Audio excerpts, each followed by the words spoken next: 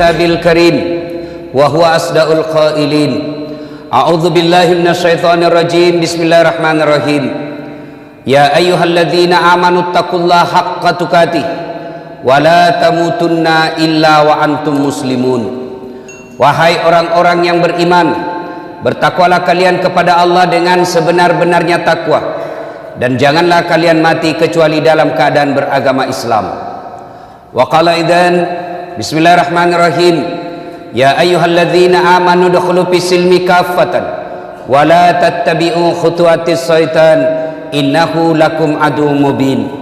Wahai orang-orang yang beriman, masuklah engkau ke dalam Islam secara sempurna, dan janganlah engkau ikuti langkah-langkah setan, karena sesungguhnya setan itu musuh yang nyata bagi kalian. Wa qala idzan bismillahirrahmanirrahim. Innallaha wa malaikatahu yusalluna 'alan nabi. Ya ayyuhalladzina amanu sallu alaihi wa sallimu taslima. Sesungguhnya Allah dan para malaikatnya bersalawat kepada Rasulullah Muhammad sallallahu alaihi wasallam. Maka wahai orang-orang yang beriman, bersalawatlah kalian kepada Rasulullah dengan sebaik-baik salawat. Sadaqallahul azim. Maha benar Allah dengan segala firman-Nya. Ma'asyiral muslimin, sidang jamaah salat Jumat yang insya Allah dimuliakan dan dirahmati oleh Allah Subhanahu wa ta'ala. Beberapa hari yang lalu kita dikejutkan dengan bencana alam yang tidak tanggung-tanggung. Tsunami, gempa bumi, disertai dengan lumpur yang berjalan. Badan Penanggulangan Bencana Nasional mencatat tidak kurang dari 5.000 orang menjadi korban jiwa dari bencana ini. Semua para ahli berbicara, ahli geologi berbicara, ahli lingkungan berbicara, kemudian ahli agama pun berbicara. Kita orang awam tidak masuk akal dan berkata, kenapa bisa? Bisanya begitu. Kok kenapa ini terjadi? Macam-macam analisis kita. Barangkali seorang ahli geologi menjelaskan selogis-logisnya. Katanya tidak masuk akal. Bagaimana tidak masuk akal? Kalau Allah yang mau, segalanya bisa terjadi. Jangankan yang punya sebab, jangankan yang masuk akal, yang tidak masuk akal saja bisa terjadi kalau Allah mau. Tak masuk akal perempuan bisa hamil tanpa pernah disentuh laki-laki. Ilmu biologi kedokteran menjelaskan, mana bisa perempuan hamil kalau tidak pernah disentuh laki-laki? Itu kata ilmu.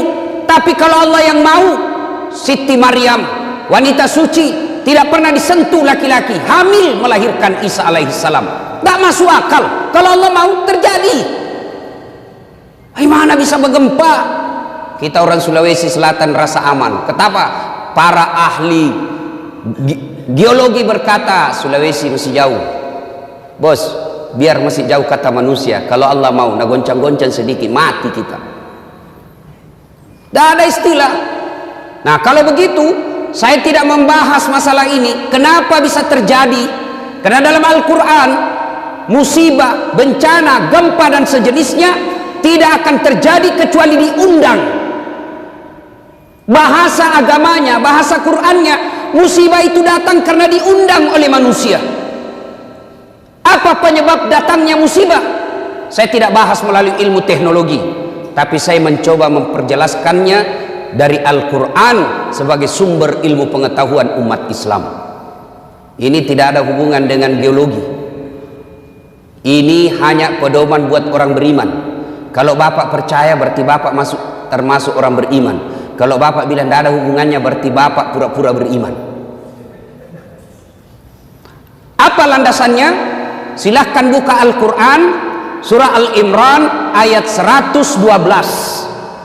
Setidaknya dalam Al-Quran itu didapati informasi ada 4 penyebab datangnya musibah yang menyebabkan sebab datang bencana alam ini. Undangan itu datang gara-gara apa? 1, kata Al-Quran, yakfuruna bi ayatillah. Mereka kufur terhadap ayat-ayat Allah. Mereka dustakan ayat-ayat Allah. Menurut orang Islam ada 2 ayat Allah.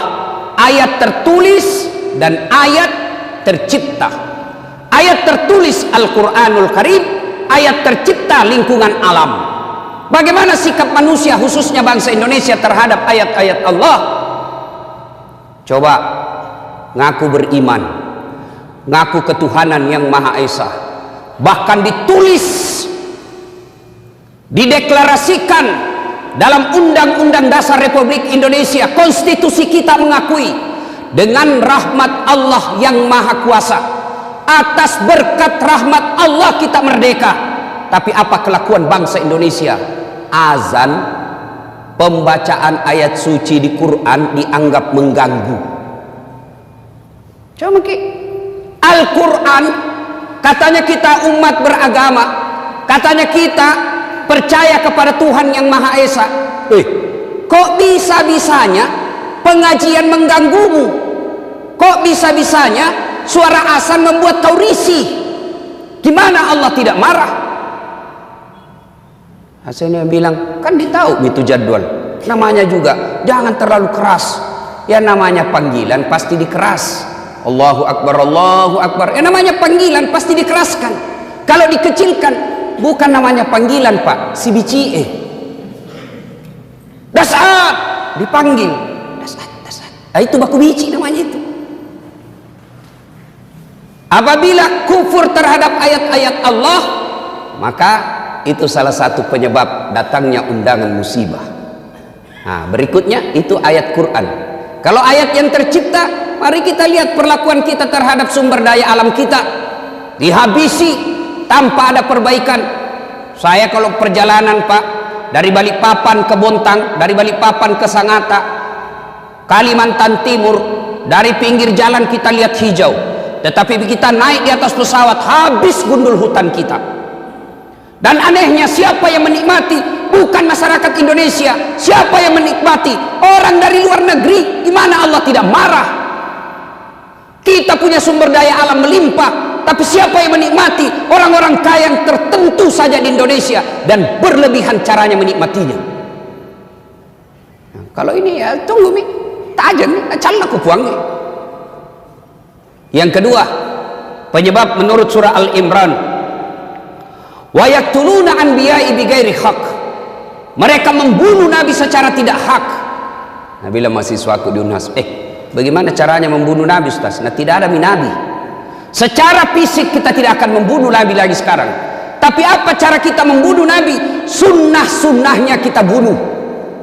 Sunnah-sunnahnya kita injak. Mana sunnah-sunnah nabi? Ayo kita lihat saja. Pengantin, jelas-jelas Nabi menjelaskan, kau makan dan minum duduk, karena makan dan minum berdiri adalah cara seperti setan. Tapi apa yang terjadi di tengah-tengah kita? Gedungnya Islamic Center, pengantinnya bapaknya haji dua-duanya, turut mengundang alim ulama. Tapi apa yang terjadi ketika pesta pengantin? Standing party.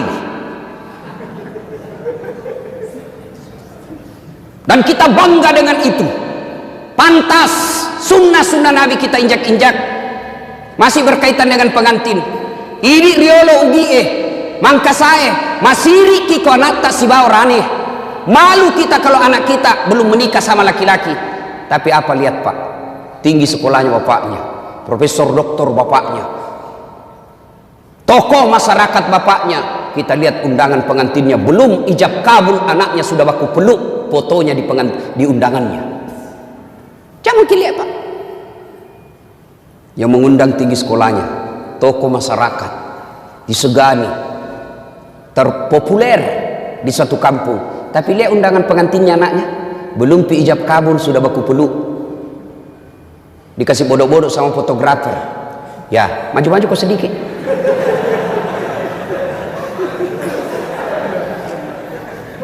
Kita injak-injak sunnah Nabi. Nabi menginformasikan dalam hadisnya, diriwayatkan oleh Bukhari, haram merubah nasab, haram mengerubah silsilah orang tua kita. Dek nawat digirobah sana anak natawe. Tapi apa yang terjadi? Kita sok barat-barat. Sudah menikah, istri tak langsung siapa namanya di belakangnya, istri tak suaminya. Siapa ngajar gitu? Nabi sudah jelas tidak boleh kau robah namanya bapaknya istrimu di belakang. Contoh konkret, nama istri Naurah Siddiqiyah, Nasrun nama bapaknya.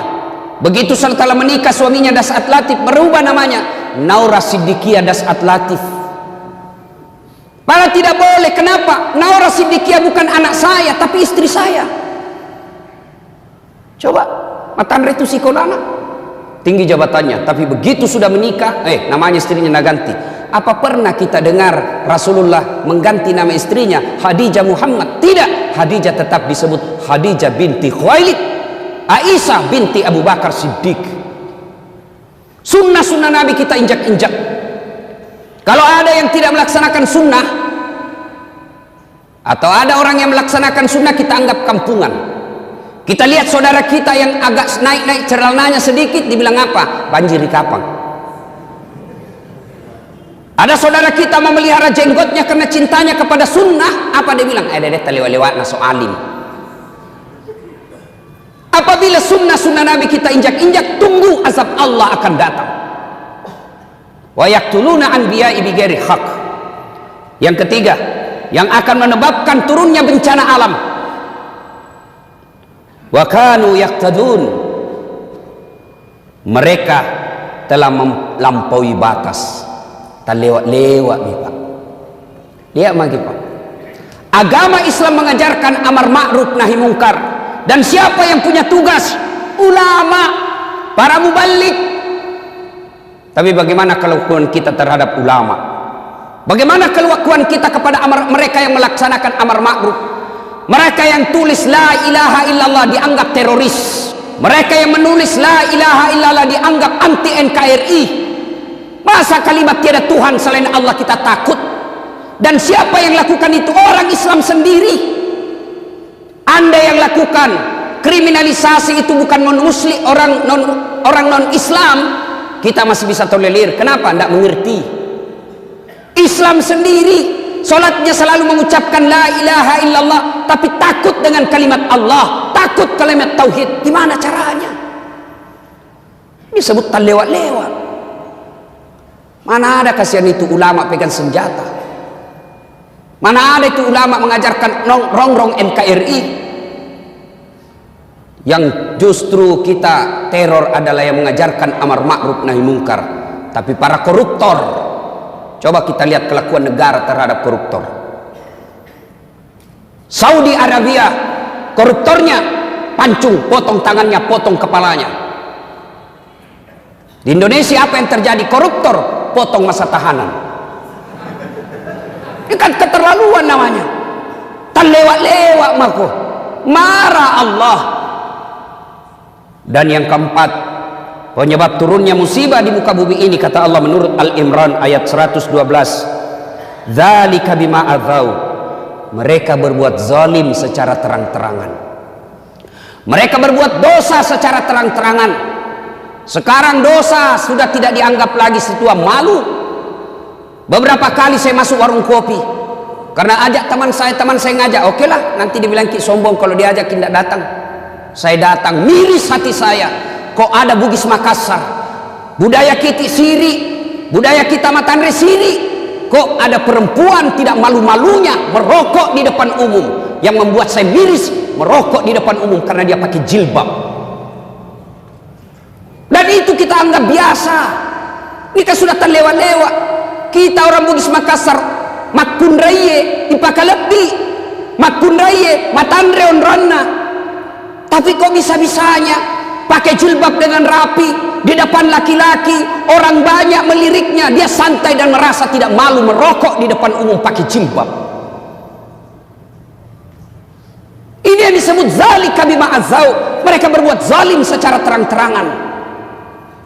Belum lagi pembuat dosa zina secara terang-terangan. Mereka secara terang-terangan membuat komunitas, tidak malu dideklarasikan dirinya. Riolo makadete sama siri-siri kok mapigok salah. Sekarang apa dia bilang? Biasa nih. Dulu kalau ada perempuan hamil diusir dari kampungnya, masuk kok upaka siri kasih di kampung. Bapak rela dia buang anak gadisnya untuk apa? Karena dianggap membuat aib buat keluarga. Sekarang apa? Nyata-nyata hamil 7 bulan, pesta besar-besaran. Kejadian-kejadian seperti ini, itu yang membuat azab Allah cepat datang. Lalu orang bilang begini, kalau negara barat bagaimana Ustaz? Oleh-oleh untuk Jepang lah misalnya. Oh jangan salah Pak, Jepang itu saya sudah berapa kali ke sana, akhlaknya tinggi Pak. Tidak ada tukang tipu. Pejabatnya baru dituduh korupsi, mundur dan bunuh diri. Kita sudah tertuduh, bahkan terponis, bahkan terpidana, sudah terbukti, sudah dipenjara, tidak malu jadi caleg.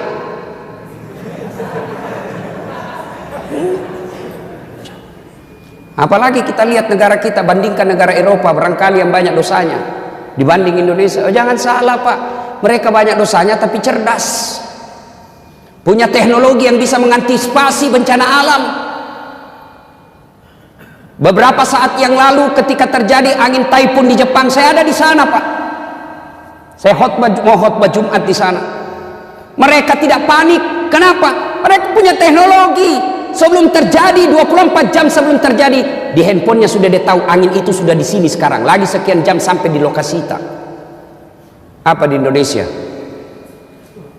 Sejak 2012 ternyata alat pencatat deteksi dini tsunami sudah rusak.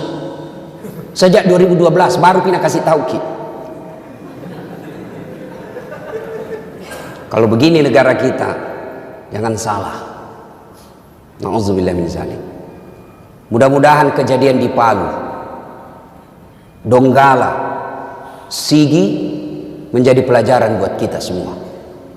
Merugi orang yang diberikan teguran oleh Allah lalu tidak mengambil iktibar pelajaran dari itu. Ya kau yalenno paringerseng, yalenno paringereng. Kau sudah ditegur lalu kau tidak ingat juga. Inna azabi lazadid. Sesungguhnya azabku sangat pedih. Bencana alam ini sesungguhnya ada 3 sifatnya. 1, ujian. 2, teguran. 3, hukuman. Apa bedanya Ustadz? Tergantung siapa yang ditimpa. Apabila orang beriman, orang baik, hancur rumahnya, meninggal istrinya, maka sesungguhnya orang alim itu kena ujian.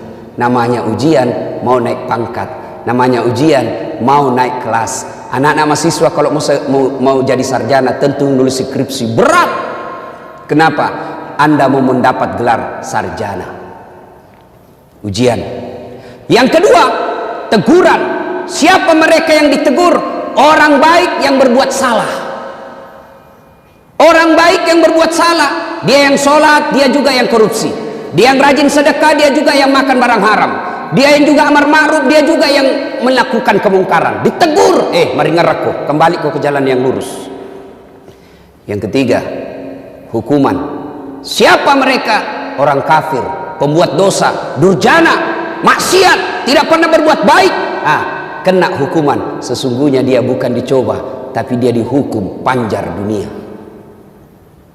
Kita periksa diri tak. Kalau rumah tak terbakar, kena gempa, apa dia ujian? Apa dia teguran? Apa dia hukuman? Tergantung siapa. Kalau tidak pernah sholat, pabotor, tukang tipu, koruptor, hancur rumahnya, jangan kau bilang diuji kau bos. Sidang Jumat yang saya muliakan, tidak ada hal yang sia-sia di sisi Allah. Gempa, bencana, saudara kita yang ditimpa di Sulawesi Tengah, sesungguhnya faedahnya 1, ladang sabar bagi mereka yang kena musibah. Bagi mereka yang kena musibah, ini ladang amal. Berat, sakit hati, menderita, karena memang hadiahnya sungguh luar biasa. Apa? Innallaha ma'as-sabirin. Allah bersama orang-orang yang sabar. Sabar, Allah bersama kita. Kena musibah, hancur rumah, keluarga berantakan, tapi sabar.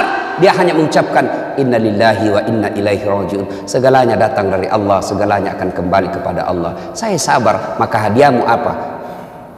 Bersama dengan Allah. Bapak saja bersama gubernur kita sudah selfie-selfie, kirim semua teman, saya lama gubernur.